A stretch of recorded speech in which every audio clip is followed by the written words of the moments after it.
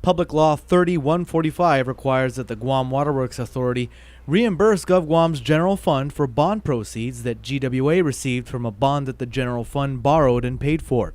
Bill 156 appropriates the $18.3 million that GWA owes the general fund to pay out tax refunds, COLA, and the expansion of Ukudu High School.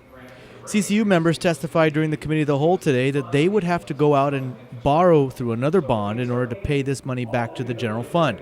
They also expressed concerns about tapping current bond proceeds to pay back the general fund, as it would impact the various capital improvement projects and Clean Water Act compliance projects that they currently have.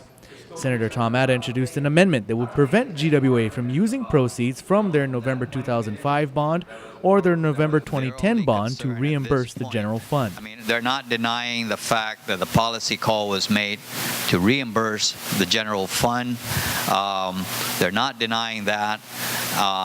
They have no issues with how it's to be dispersed, and the only concern that they have is the unintended consequences of using the bond issuance. Senator Atta says the unintended consequences are lower credit ratings and therefore higher interest rates for future bond borrowing efforts.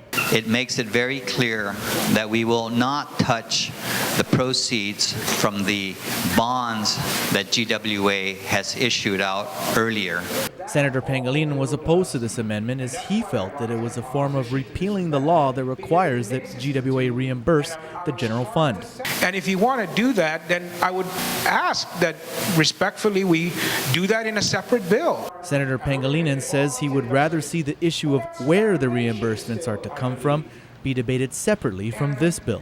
If you don't want to allow GWA to reimburse it, then introduce a bill that says you don't want it to come from this source. Don't put it on the bill that says when that reimbursement comes, this is what I want to use it for.